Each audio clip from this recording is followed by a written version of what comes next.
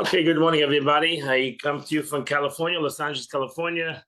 I'm here for the yard site of my sister. I want to learn L'Zeicha Nishmas Rachel Bas Harab Chaim Meir, Neshama Shahab and Aliyah, and we should all do something good. L'Zeicha Nishmasa for her neshama, for her special soul. So this class, if you hopefully you have the book. Schlepp the book with me too. Hopefully you have this book. Our studies, we're holding on page 71. Those who have the book on page 71. So those who don't have the book, those basically have to follow with me and trust me what is written here. So actually, this class is about Shavuos. Since we're not going to have a class next week. Next week Shavuos is Thursday is Shavuos.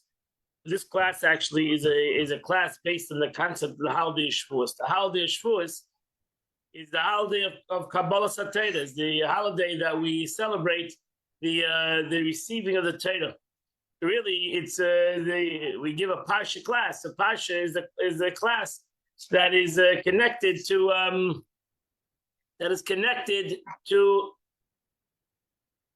the Torah in general. So we're going to learn about the Torah. We're going to learn something. That is going to give out something very interesting about the Torah in general, how it's important to us in a very particular way, the concept of receiving the Torah, the concept of which in a practical way we should all connect ourselves to the Torah. So there's a verse in the Torah that says in text number 1a, it's in Deuteronomy, we have a general mitzvah. It says, V'yater kisvu lechem es hashir hazos, which means, and now, the Moshe Rabbeinu tells every Jew, and now, write down this song. You should write this song down for yourself. And teach Jewish people, place it in their mouths. So that this song will be a witness for my children of Israel. That's the expression, that's the pasuk in the Torah. That's the pasuk in the Torah. So this pasuk in the Torah basically tells us that really it's Ashira. So it's a song. Which song? What is the song? What is the Torah? What is the pasuk alluding to? So the Rambam Maimonides says, what is this mitzvah in the Torah that you should write down this song? So you have in text number 1b, Maimonides says it's a positive commandment for every Jewish man to write a Torah scroll for personal use. There's a mitzvah, the Rambam says, that each and every one of us should write our own Torah. The passage says, and now write the song for yourselves. This does not refer only to the song. The Rambam says, even the Torah says, Kislam Ashira Zayt, and a Jew, the pasuk itself says it should be a song, but it doesn't mean a song. The song means the entire Torah. That a Jew should write, every Jew should write the entire Torah. This is but the entire Torah, which includes this song, because the song, this Parsha, that statement comes right before the song of Azinu, the Parsha's Azinu, and that's the song Azinu Shamayim Sishma Aretz. When we say that portion, so it doesn't only mean that song, that portion, but the Rambam says, Maimonides says, it means the entire Torah. It's a mitzvah that every Jew should write the entire Torah. This infers the law that the Torah may not be written in sections. So Kisar Hashir Hazos, that even though you might think, oh, I can write Azinu, and I'll have the Parsha Azinu, I'll make a Torah of only the portion of Azinu. So therefore the Rambam says no, that the obligation of writing the Torah is not part of the Torah. You shouldn't write one book.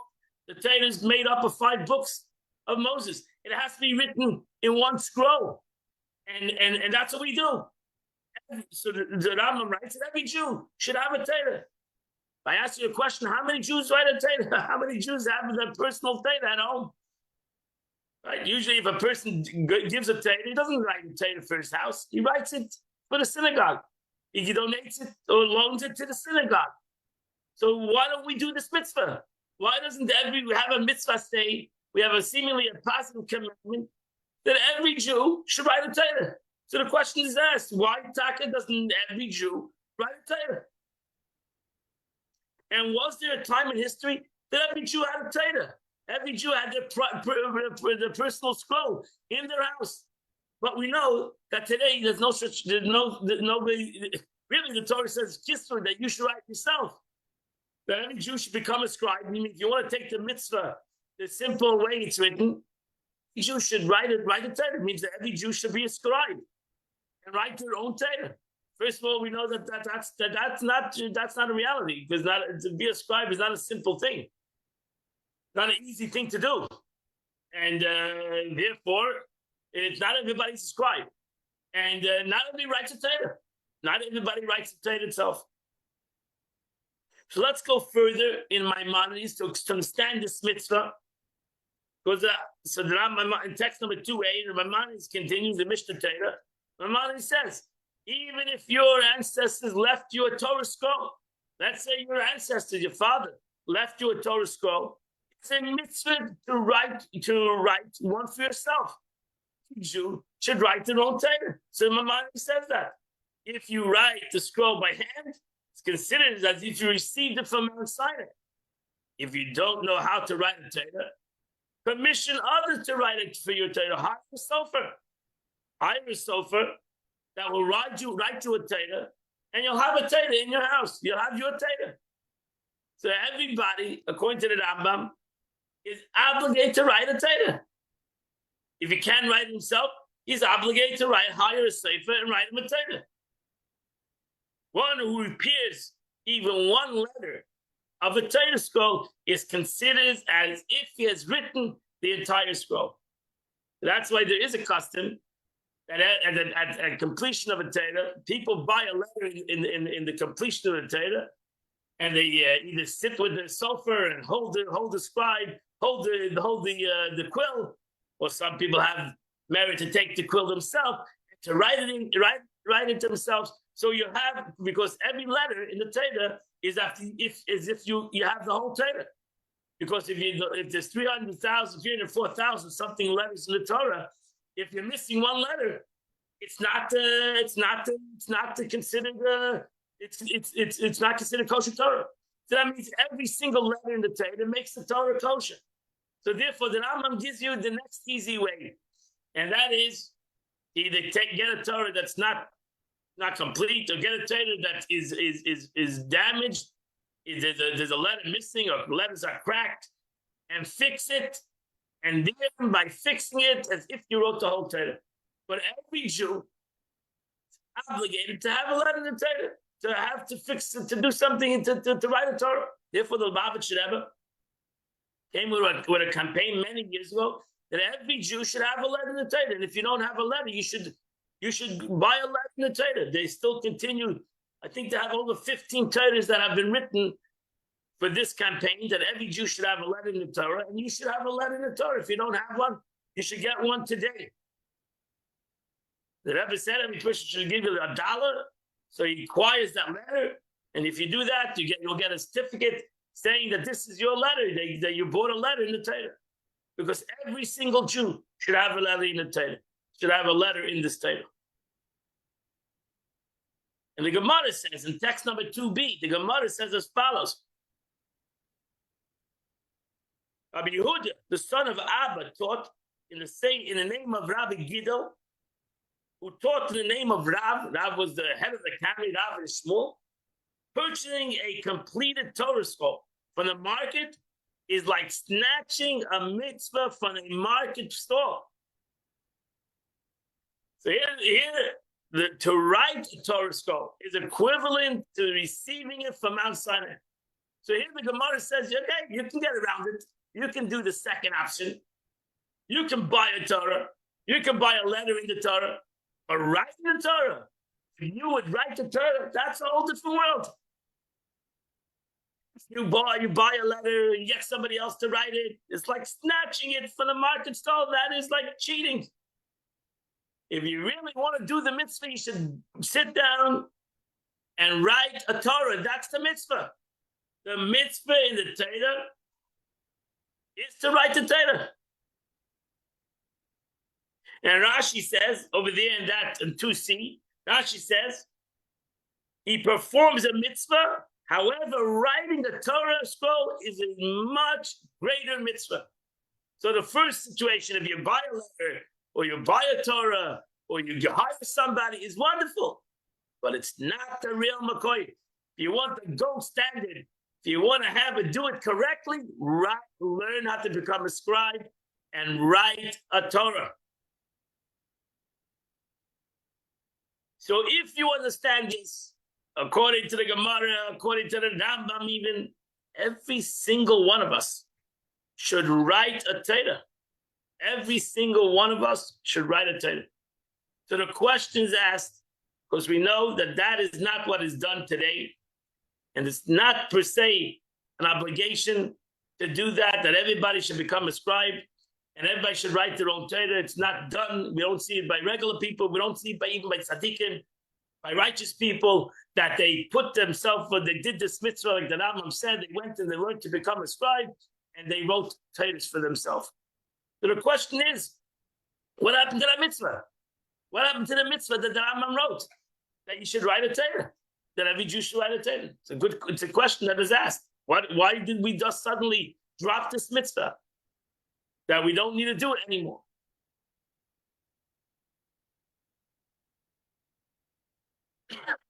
So the truth is, this is a fascinating concept, that we know that there are certain things that things have changed in a certain way, in certain mitzvahs, and especially when it comes to Torah. When it comes to Torah, we know that something drastically changed in history. Because when it comes to Torah, we know that there's a concept in Torah, Torah Shebiksav and Torah Shebalpeh. There's a concept of the written law, and there's a concept of the oral law. Torah Shebiksav and Torah Shebalpeh. When God gave the Torah to Moshe Rabbeinu, he gave him Torah Shebiksav and Torah Shebalpeh. He gave him the written law, and he gave him the oral law. And that was a big debate, even there were times in history and until today, that some people say, no, that's not true. The Tzaddukim, the Sadducees, say Torah Shebiksav was given by God, and Torah Shebalpeh was the rabbis, which that is self-understood in Torah. That's a kaifa b'Torah. That's somebody who has kfira, who is a heretic, because you cannot separate the two. It's impossible. Moshe Rabbeinu must have explained the Torah when he gave it. So he must have given orally. So when the Torah says, you shall bind it on your hand, Moshe Rabbeinu must have explained to Yidden what means to bind on your hand. It's tefillin. It's impossible to say that he said a mitzvah in Torah Shebiksav that you don't have Torah Shebalpeh. But ultimately, the Torah was given in two ways. It was given in Torah Shebiksav, the written Torah, the 5 books of Moses, that was written down. And then there was the learning. They sat, what do you think they sat for 40 years in the desert? They didn't work. They didn't have any obligations. The worldly, what did they do all day? They sat and learned. There were yeshivas, big academies. They sat and learned. They had the greatest teachers of the time. Moshe Rabbeinu himself, for 40 years in the desert, taught with the Yidden the Torah. Sat and learned. You didn't have to have 40 years to Torah Shebiksav to read the Torah. We complete the Torah, Baruch Hashem, every year. We learn Chitas every day. We can finish the Torah within a year. They sat and learned Torah Shebalpeh.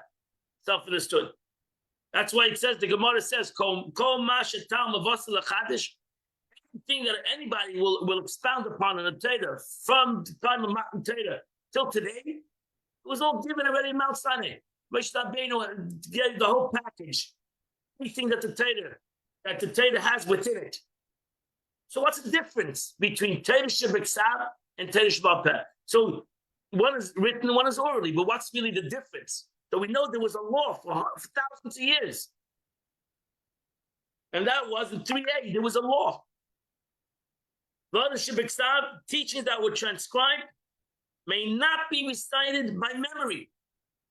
It was the law. Torah Shebiksav, the Torah that is written, you're not allowed to say it by heart. You have to say it in the parchment, in the roll, the scroll. Teaching that were transmitted orally may not be transcribed. So there was a law again for thousands of years until Rabbi Yehuda Anasi came. She came in there was 170 common in the common era.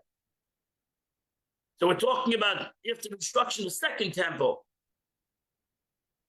Until then, Torah Sheba'al Peh was orally given from father to son, from student to teacher to student.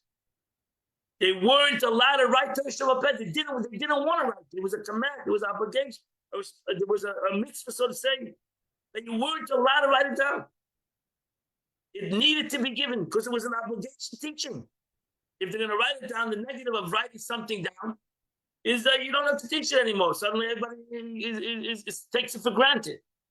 If it's something that is oral, then you need to learn. How are you going to learn if you're not going to have the right teacher or the right person who's going to give it to explain to you orally? So it was an obligation. They wanted that mefaded. It was a law, so to say, a decree that you're not allowed to write down Torah Sheba'al Peh, and it needs to be. It needs to be given orally. Comes Rabbi Yehuda Nasi, Rabbi Yehuda, the author of the Mishnah, which Mishnah is Torah Sheba'al Peh.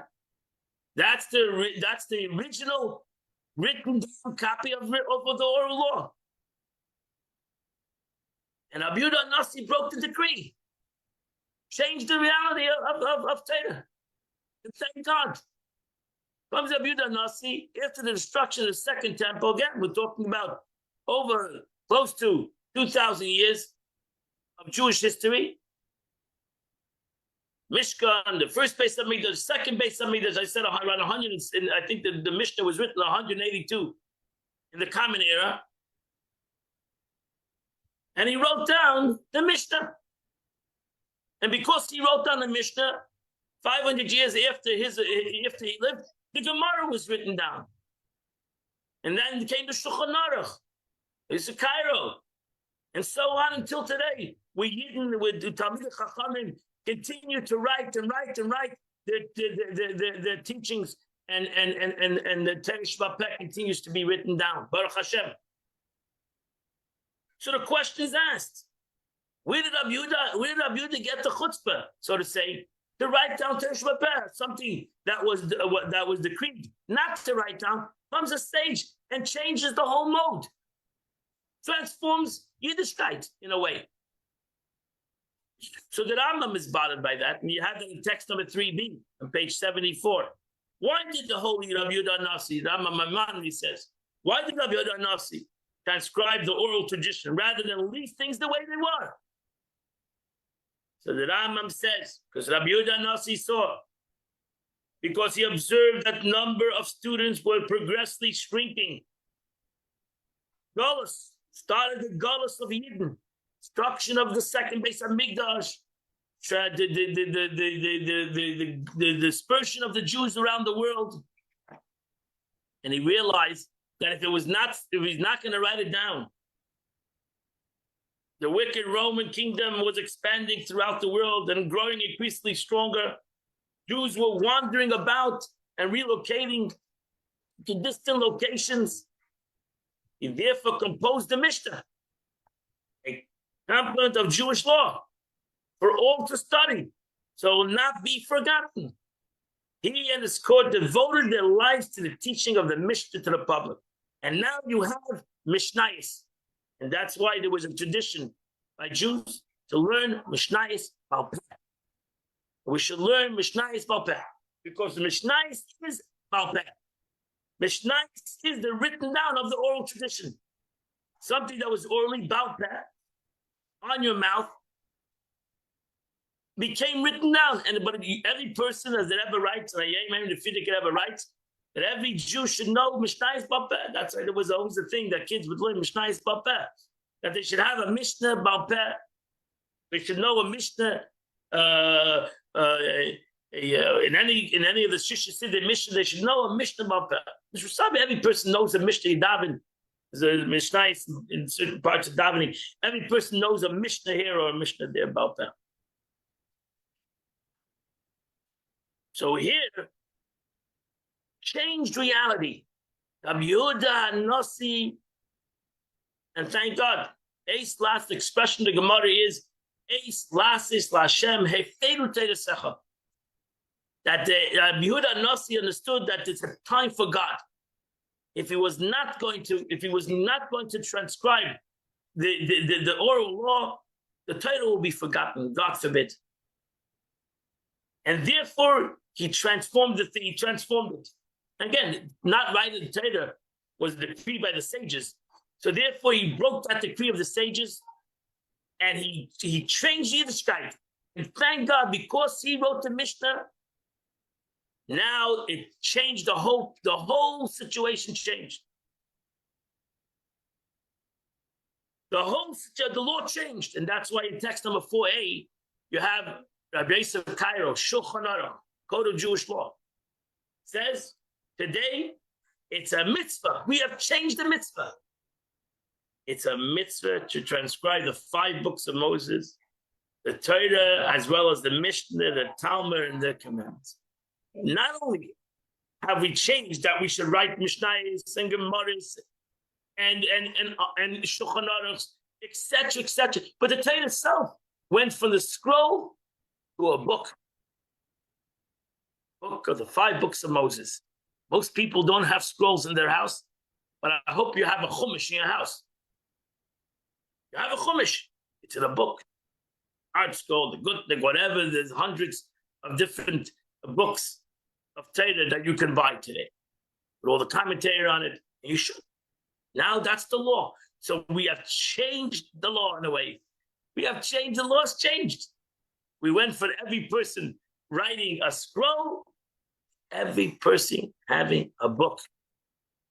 Every person should have a book. This was one of the Rebbe's 10 mitzvahs, that you should have bayis, malei, svarim.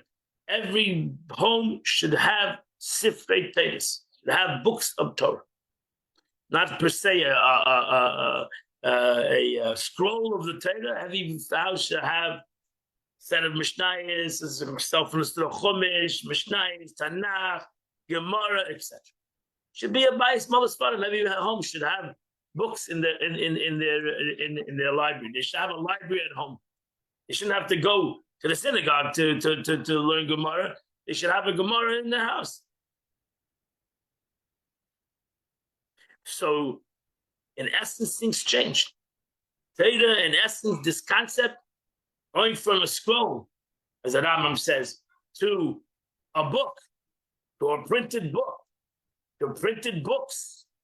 Not only to Torah that's printed, but to even Gemaras and other books. Every person, that's now the habit changed.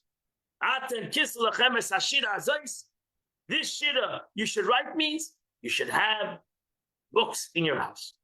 Every Jew should have books in their home. And Rabbi Osher ben Yechiel, the Rosh, who was a famous, very famous author of Jewish law, the Rosh, father of the Torah, which was the blueprint of Rabbi Yosef Cairo, Shulchan Aruch, really started with the Rosh. It says in 4b, text 4b, page 75, the requirement to write a Torah scroll was binding on the early generations when the Torah scrolls were written for the purpose of study. However, today, Torah scrolls are placed in synagogues for congregational chanting. Really, you shouldn't have a Torah scroll because you have to have you got to build an ark to have a Torah scroll. And you have to show a lot of respect to a Torah scroll.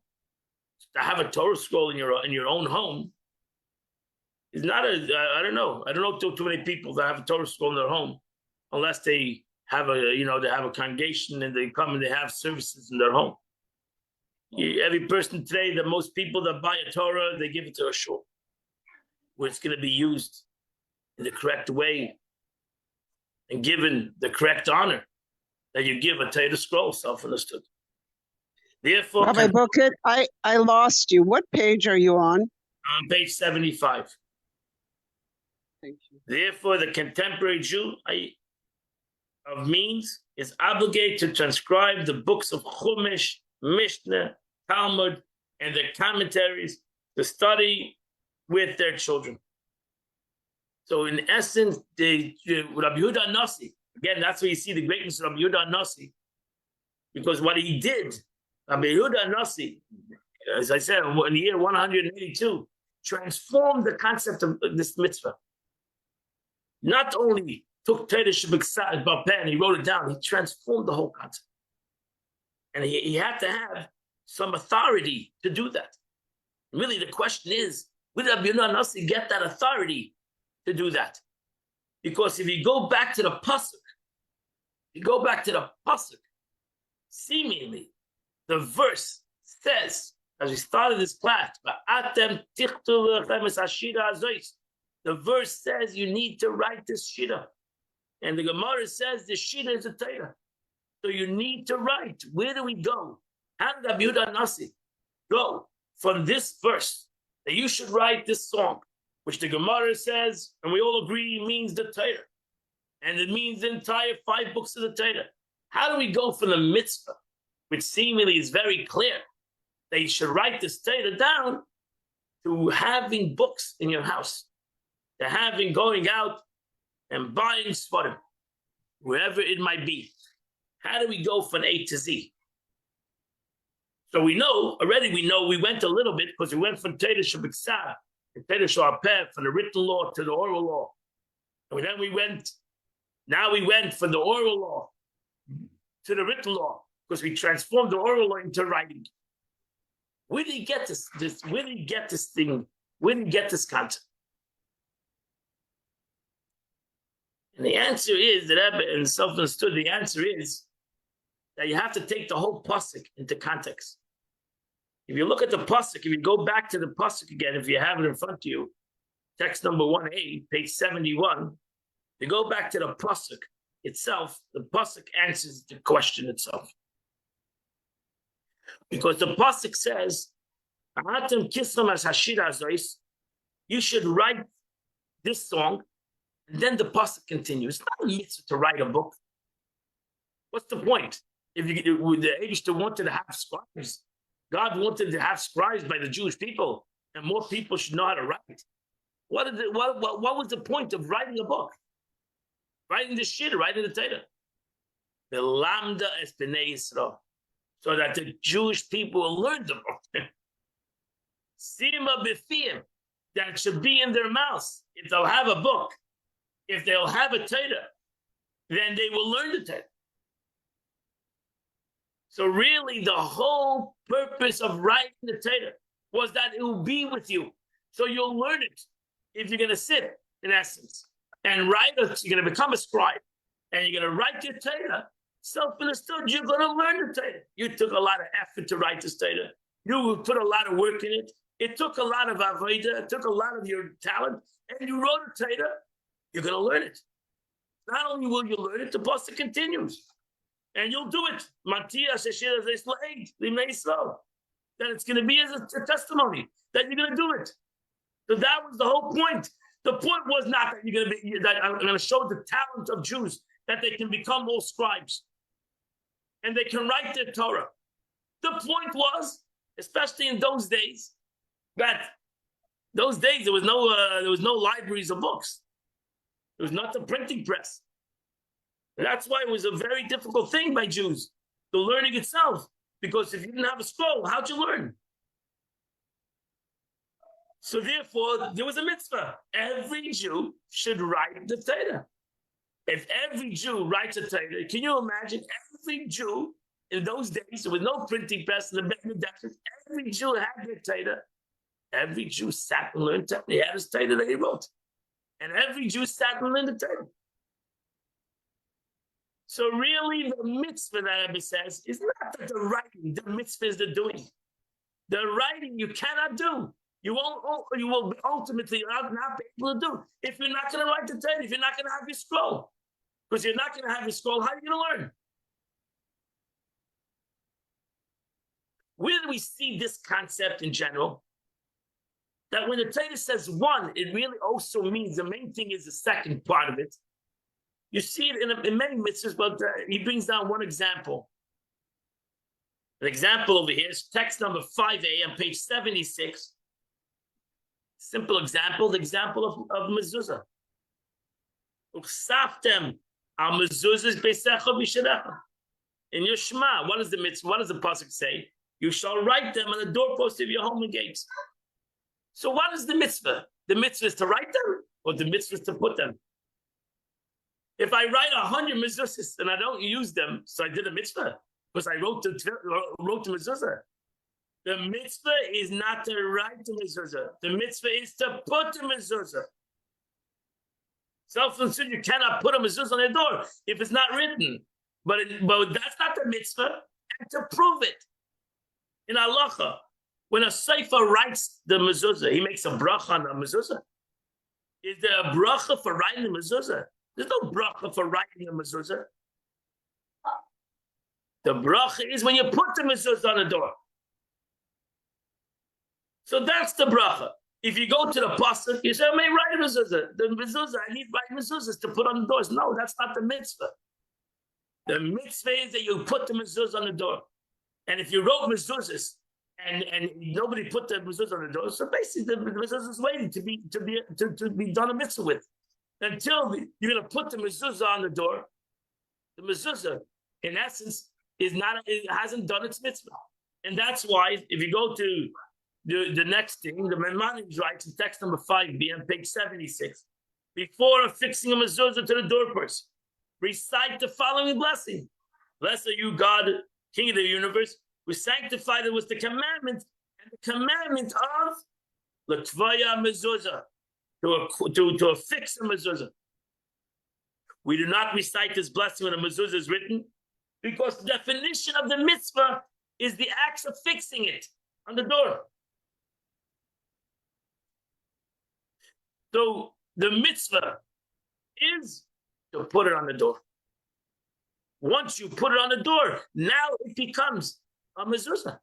Before it's a parchment, that holy words are written on it. When does it become mezuzah? It becomes when you put it on the door. That's the mitzvah.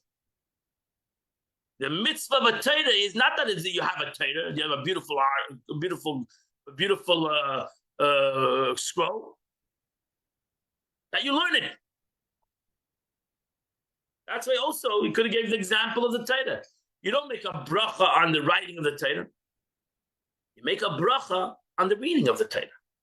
When somebody gets up and reads the Torah, that's why when we finish the Torah, when you finish the writing of the Torah, which is a great celebration, but when is the actual celebration? When we read the Torah. When we come the next day or whatever, and we open the Torah, and we call up somebody, he makes a bracha on the Torah. Then, if you notice, just then we see after the first reading of the Torah, we sing a song. Because that's when the Torah becomes a Torah scroll. That's when the Torah becomes an actual holy book, so to say. Because the Torah was not there for decoration. Not there to have a book to have a beautiful scroll in your home or even in the synagogue. It was there that it should be read. It was to be there that a bracha should be done over it. So that's what the Torah says. The Torah, in essence, the pasuk itself says that what's important to write this shita, why is it important to write this Torah, is that lelamda, that you're going to learn it. You're going to open up the scroll. You're going to learn it. You're not only going to learn it, as the verse says, as sima b'fiyim, it's going to become part of you. It's going to become part of your mouth. And that's why in those days, times of the Gemara, times of those days where they learned when scroll before the printing press came to the world, importance of learning something 100 times. The sima b'fiyim, the Gemara says, if you didn't learn something 100 times, how is it possible to say the sima b'fiyim they're going to put in your mouth? You're not going to remember it. You need to learn it again and again so it comes in your mouth. That's the pasuk says. You should learn it and it becomes part of your lingo. That you can say it with your mouth easily. So that's the whole importance, and that's what Rabbi Yehuda Nasi understood this concept. Rabbi Yehuda Nasi understood that if you're not going to take Torah Shabbat Peh, because that's really what the Gemara, That's really what the beginning the sages wanted for thousands of years. That it should be Teisha Baal Peh. It should be something that's in their mouths. They don't have to go to the book. They don't have to go to a scroll. You ask a Jew a question. It's in his mouth. Teisha Baal Peh. It's in his mouth. Easy. He can rattle it off. He can say because he knows it. He's repeated it. He's learned it. And he acquired it in his mouth. He doesn't have to go to the book. But Rabbi Yehuda Nasi understood that if we're not going to write Teisha Baal Peh down, it's not going to be in their mouth. Because they're going to be separated throughout the world. And there's not going to be, per se, teachers there to make sure that they have the capability. And we need to transform this concept. Because it's not going to be in their mouth.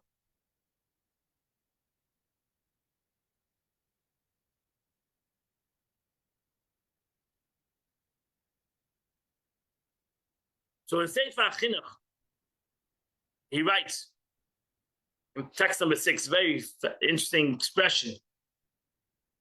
He writes the reason for the mitzvah. If you understand the reason, we have to understand the reason of having the scroll.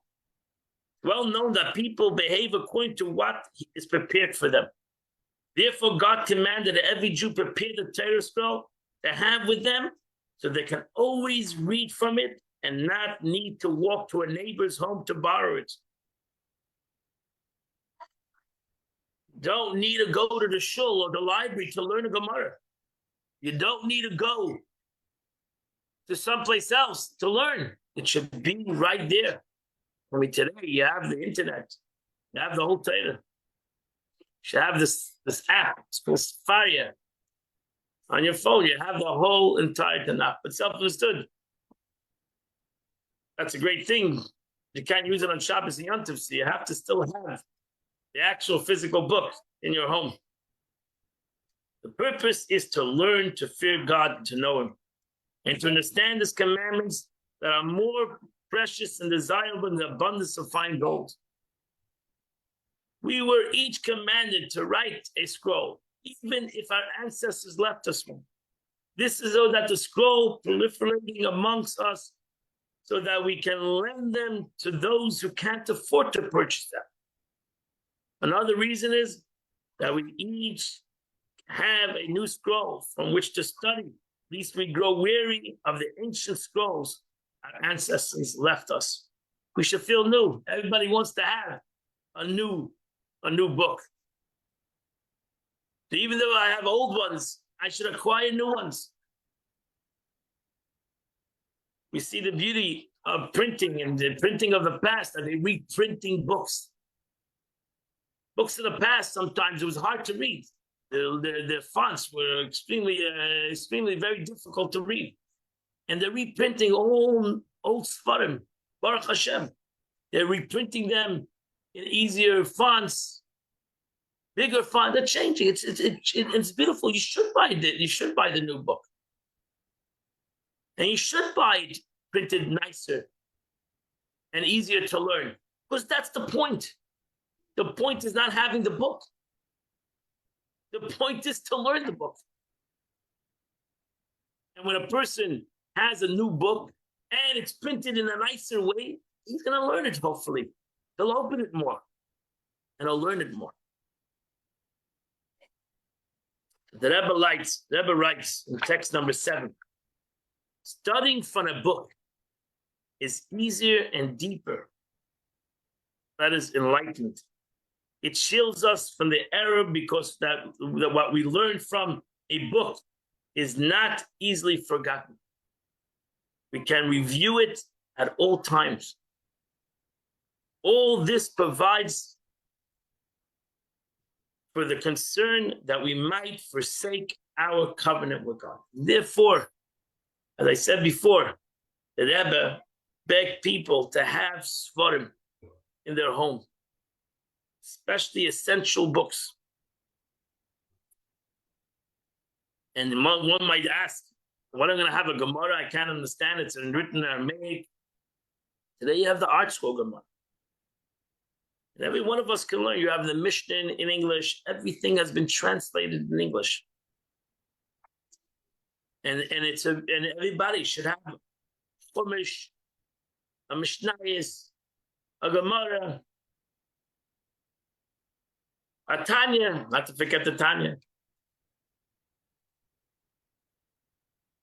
Do you think women should have the Gemara and the Mishnah? Everybody should have. There's no man in the house? Yeah, everybody should have. Gemara, Mishnayos, all for all Yidden, men and women. Nothing wrong with a woman open up a Gemara from time to time, trying to learn Gemara at the end of the world. Beautiful thing. And we should have it. Should have today. No excuse not to have a bias molasfarim, not to have a home full of books so you can open up the book and learn alone. And if you'll have it, maybe you'll learn. So we all love to have books in our home. Every Jewish home has books, but it needs to be Jewish books. We need to have Jewish books, svarim. And if we don't realize that, that's when things are forgotten. If we have to keep the svarim for the libraries and for the shuls, but every time you want to open up a sefer, you have to run to the shul. That's not the mitzvah, and that's why the mitzvah, in essence, has changed in a way.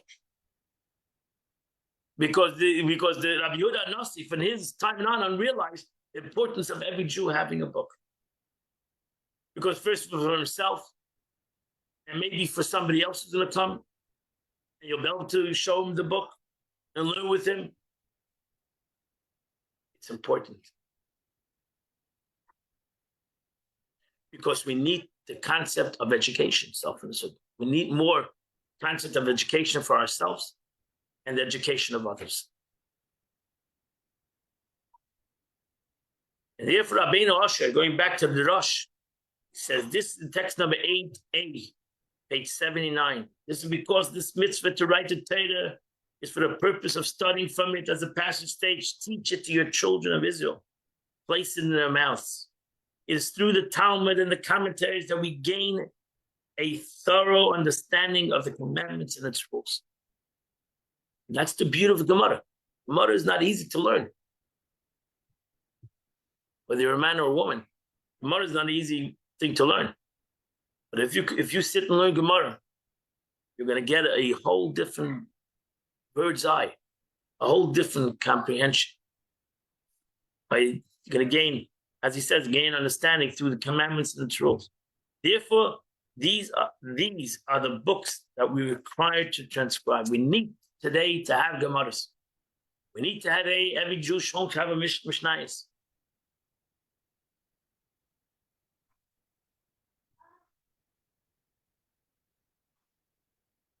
Moshe Feinstein, text number 8b, page 79, writes, we can't know the oral Torah, the meaning of the written text and its rules, from studying the Torah scroll. It's not like the early generations when they fulfilled the mitzvah by transcribing a Torah scroll because of the explanations were transmitted orally. Moreover, they were forbidden to transcribe the oral teachings in those days. Today, it has changed. Today, it's an obligation to have these written books in your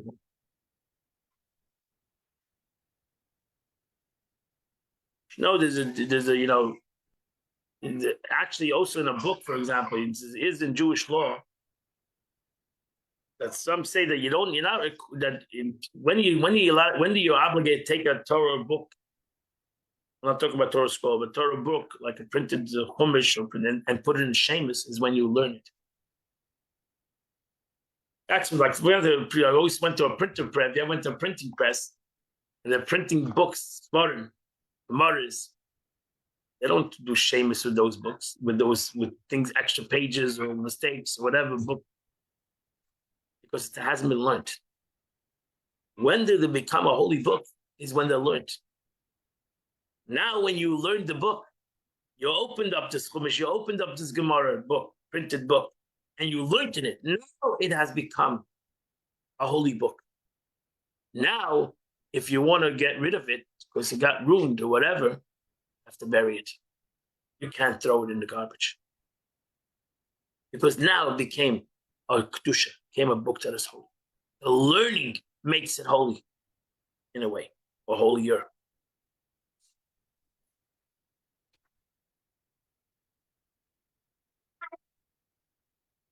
So look on this. He writes over there how the Torah. How is the Torah made? I don't know who wrote this. The antithetic Torah scroll is a mind-boggling masterpiece of labor and skill, comprising between 62 and 84 sheets of parchment. You should realize that. You understand why a Torah scroll is expensive. Cured, tanned, scraped, prepared according to exact Torah law specifications, contains exactly 304,805 letters. The resulting handwriting scroll takes many months to complete. The sheets of parchment are sewn together with sinews to form one long scroll. Torah scroll may only be written on parchment from the skin of a kosher animal. Before beginning the Torah scroll, the scribe must mark off the lines on the parchment with slight grooves. The utensil used for these purposes may not leave any coloring on the parchment. Only black ink is acceptable.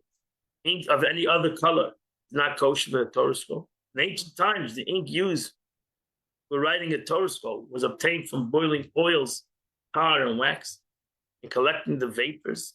Afterwards, the mixture would then be combined with a tree sap and honey, and then dried out and stored. Before its use, it would be mixed with gallnut juice. Nowadays, scribes prepare ink using gallnut juice and gum. The black color is achieved by adding various tints. The scribe writes with a feather pen or reed pen, filling the tip with ink. An iron pen is not proper for two reasons. It may puncture parchments. Iron is often used to make a weapon for death, destruction, both which oppose the intent of the Torah. The letters of the Torah scroll are written in the Assyrian script. Various scripts or fonts in which the Hebrew is commonly printed are not valid. The lines must be perfectly straight and even. Numerous law details of precise figures of each letter.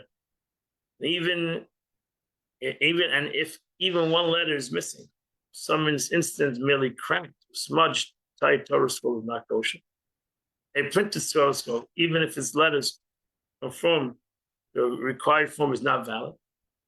The scribe may not rely on his memory, but must copy the letter word by word from a kosher Torah scroll or a copy of a certified Torah scroll. Torah scroll, especially the names of God contained therein, must be written with the utmost purity and devotion.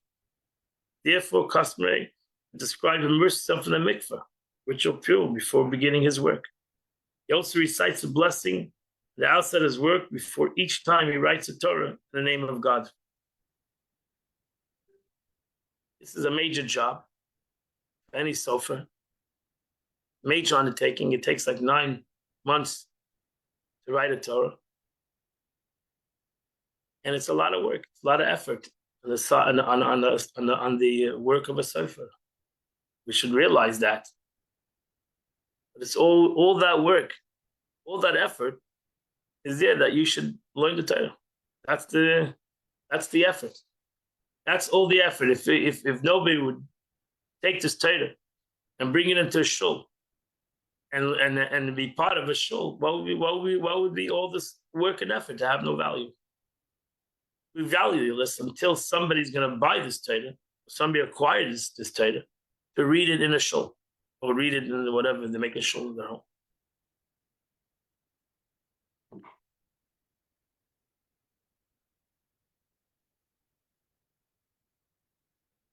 The Rebbe writes in text number 10, we should realize this.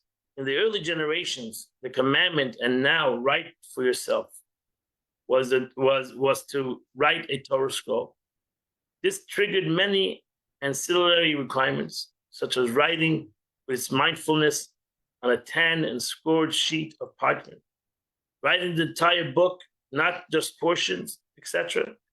In other words, the fact that they were writing the Torah scroll added many conditions, obligations, and requirements to this mitzvah, right? Because we know that this mitzvah has many important parts of this mitzvah. It's not just to write, it's how you write. and what kind of situation you write. You have to have kavanah when you write. My brother-in-law, he goes to China, and when he was there, he once saw that they have a computer that writes a Torah. I saw this video. He sent me a video of it.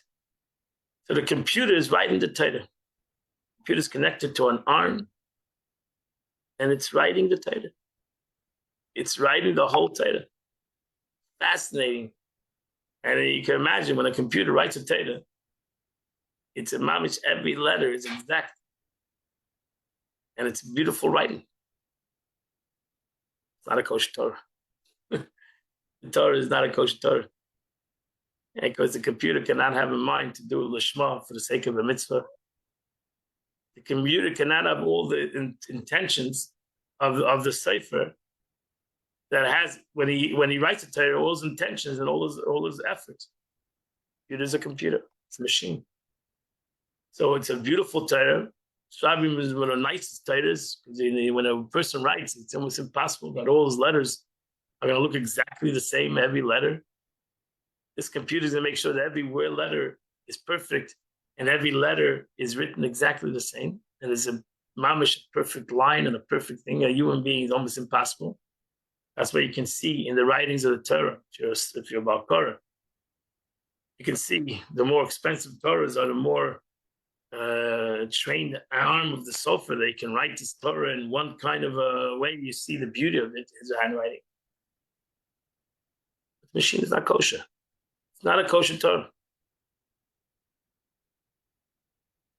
Because it was not written by a human being that had all the intentions and the right reasoning for the writing of this Torah.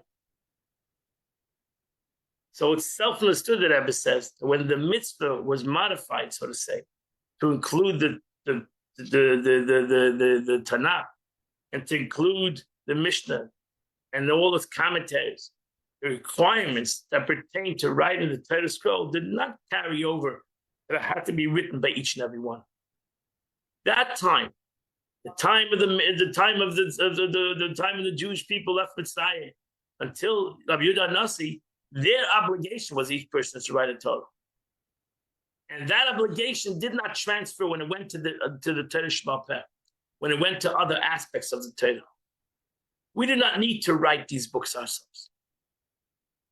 Commission someone to write them. We don't even have to commission somebody to write. You just go to a store and buy a book or repair them. These books do not require such writing methods. They do not even require a human to write them. They can be printed. You don't have to have that your Gemara be written by somebody. They don't have to be written Lishma. They don't have to be written with the same requirements as the Torah scroll has to be written. So therefore, there's a whole different reality. They can be printed by machines. So long as the book is written in written form, even if it's accomplished by a monkey dancing with a king or a computer, obligation to study it and to place it in their mouths can still be fulfilled. And that's the beauty. The beauty of Nasi, in essence, what the Rebbe wants to say, is that beauty of Nasi, in essence, understood that's going to be the transformation of the world. The world is going to be transformed. He understood that ultimately there's going to be a printing press. It was not in his times. And ultimately the book is going to be able to be done by machines. The truth is that the birth of machines, of printing, changed the world. Changed the Jewish world. Changed the world at large. We're losing it now. We're losing the printing. Changed the world because it gave the capability for everybody to learn, for every single one of us to learn. So something that went from a Torah scroll, where there were so many responsibilities and so many qualifications, and you had to be the sofer, and you had to have all the intentions. When a Parsha, the sim of a fim, because that was the most important thing, that it would be able to learn, went out to everybody, to any kind of a way, and ultimately with the invention of the computer of the internet, now you have it not even in printed form. You have it in an electrical form, in a computer form. It's unbelievable.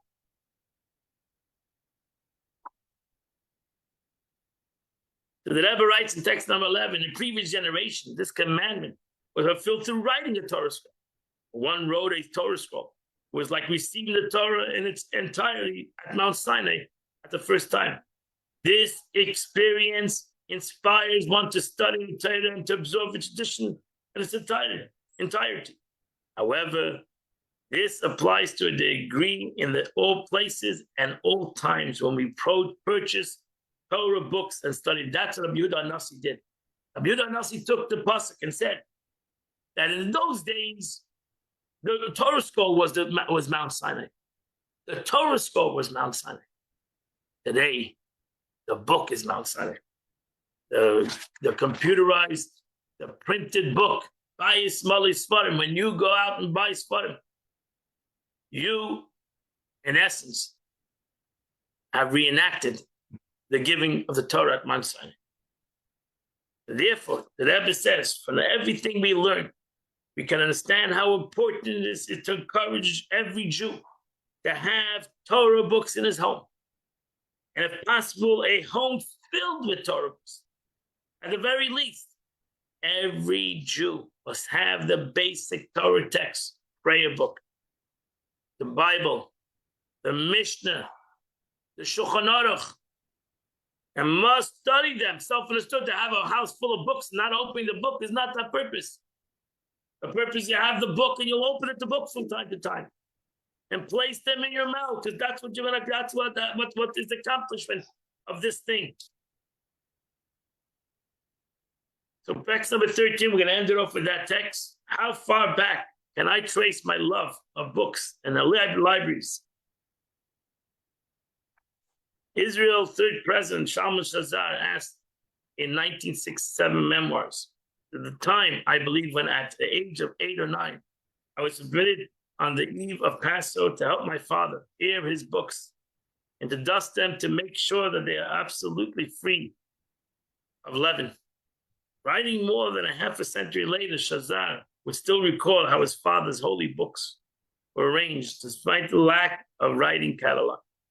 It was self-understood that the Tanya, small and thin as it was, should stand alongside the large Torah, so well bound in black cloth, in the vicinity of the Likutei Torah. These are all the Alter Rebbe's books, which resemble the Torah in size and in binding. Then there was the old rabbi's large siddur, 2 square volumes full of wine stains, the pages that contained Passover Haggadah, spotted with tears when Rosh Hashanah Amidah prayer appeared. Anecdotal evidence of this sort testifying to the impact of the home library on a child's development and has long been around.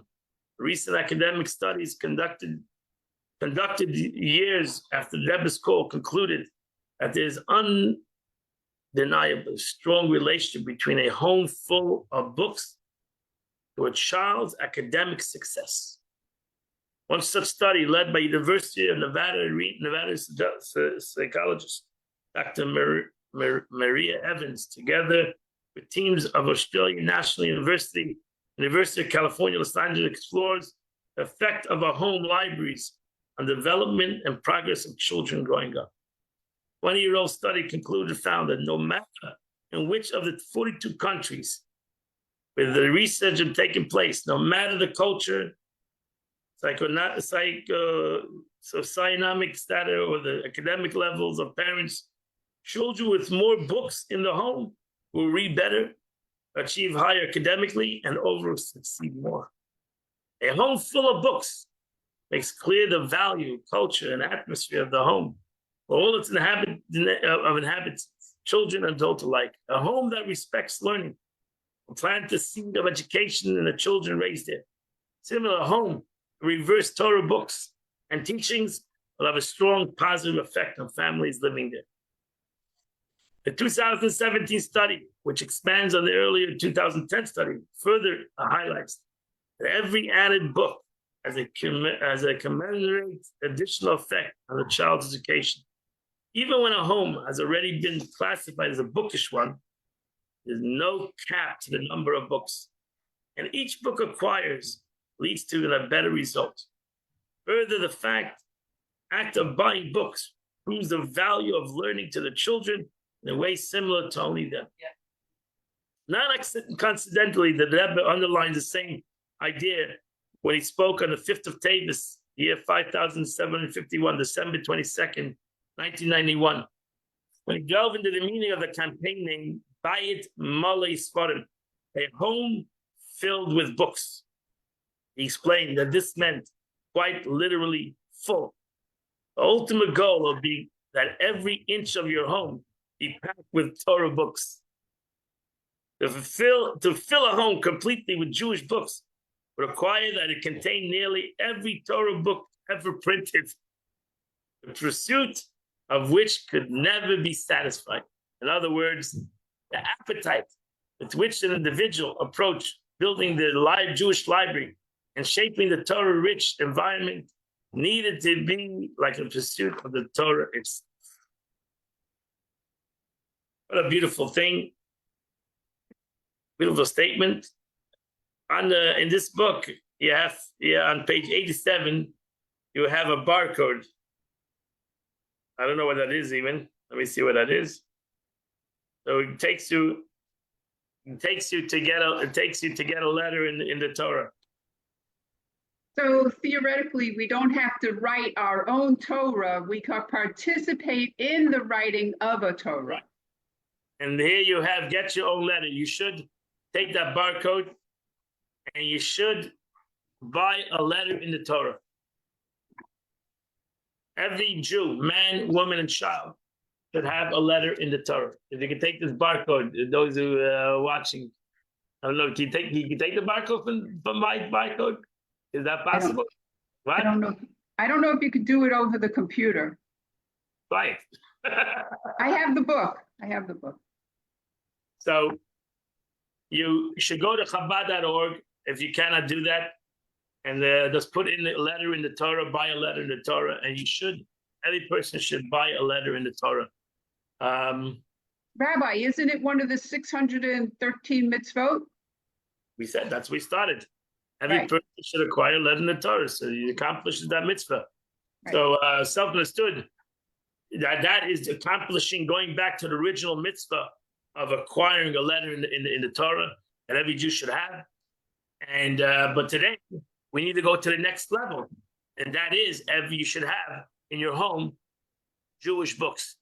And I know it's not easy to fill your home with Jewish books, but for surely every single one of us should have Chumash, Bible, Tanakh, 24 books of the Torah. And we should all have a Mishnah, Mishnayos, Rabbi Yehuda Nasi. We should have his books, 6 books. We should all have a Gemara. Go to the Talmud. And we should all have a Shulchan Aruch, go to Jewish law. These are the basic concepts. It's not a lot. That's not a lot of the Gemara. It could be, if you buy the Art Scroll, it's going to be a lot of books. But the basic Gemara is not a lot of books, 15 books. You need to have that. You need to have that. Every Jewish home should have that. And self-understood, it's transform the home because there's Jewish books in it. And then hopefully you invite somebody over, you can learn with him, you can open a Chumash together with him. You can learn with him Chumash, you can learn with him Mishnayos, and especially I said before, that you can buy everything in English today. It doesn't have to be Hebrew only, it can be also in English. I just want to end off, just to connect us to this day, special to me and my sister, blessed memory. She was an educator, that was her life. It's the education of Jewish children. The last 20 years of her life, she was a teacher.